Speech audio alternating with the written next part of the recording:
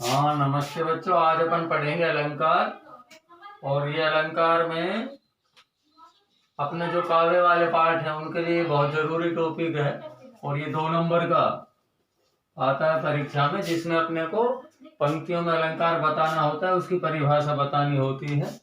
तो पाठों के हिंदी अनुवाद के लिए और ये 2 नंबर का स्पेशल इसका प्रश्न भी आता है, उसके लिए इस टॉपिक को क्लियर करना बहुत जरूरी है। तो सबसे पहले अपन अलंकार को देखते हैं। अलंकार शब्द संस्कृत भाषा के अलम शब्द में कार को जोड़ने से बना है, जिसमें अलम शब्द का अर्थ होता है शोभा या सुंदरता, और कार शब्द का अर्थ होता है करने वाला।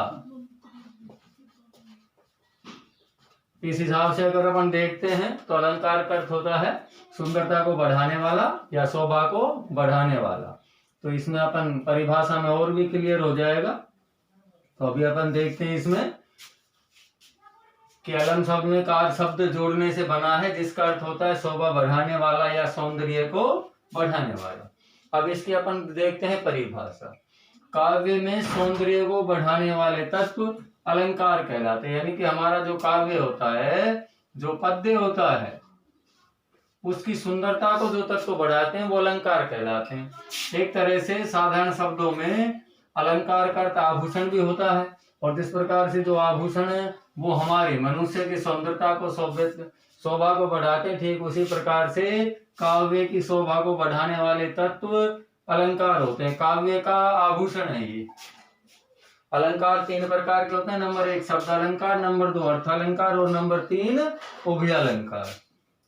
सबसे पहले अपन देखते हैं शब्द अलंकार। जब अलंकार का चमत्कार अर्थात सौंदर्य शब्द में निहित होता है, यानी कि जो कल अलंकार की जो सुंदरता है या जो शोभा है वो शब्द से निहित हो, शब्द पर निर्भर करे, वहां शब्द अलंकार होता है। इसमें याद रखने वाली बात यह है कि शब्द का पर्याय रखने पर शब्द का चमत्कार समाप्त हो जाता है।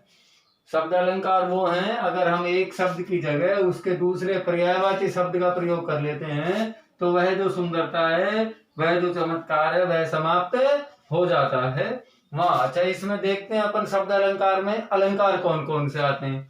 तो शब्द अलंकार में सबसे पहले आता है अनुप्रास अलंकार। लाटानुप्रास जो अनुप्रास का ही एक रूप है। पुनरुक्ति प्रकाश आता है, यमक आता है। श्लेष को मैंने अंडरलाइन इसलिए किया है क्योंकि श्लेष शब्द अलंकार भी है, अर्थ अलंकार भी है।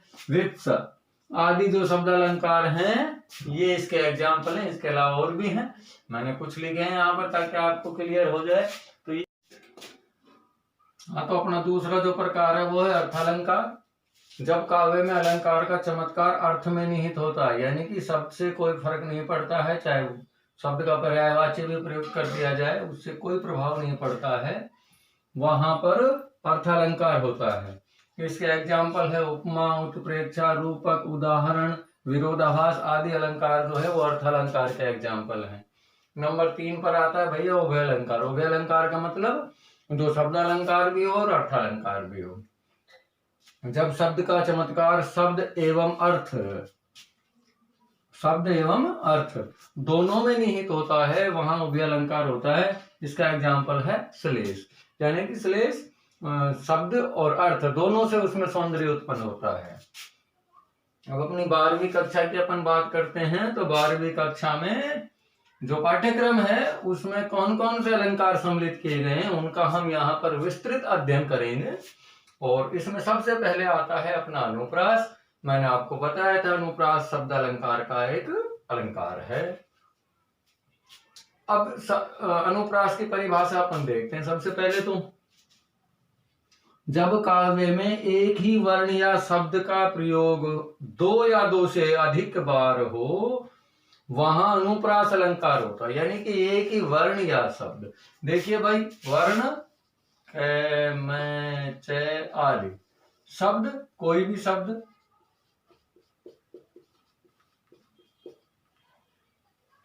इसमें भी फर्क पड़ता है कि किस प्रकार से शब्दों की आवृत्ति होगी।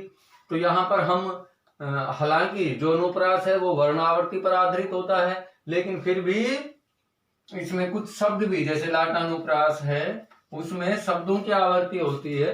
तो किस तरह से शब्दों की आवर्ती होती है, यहां मैं आपको बता दूं।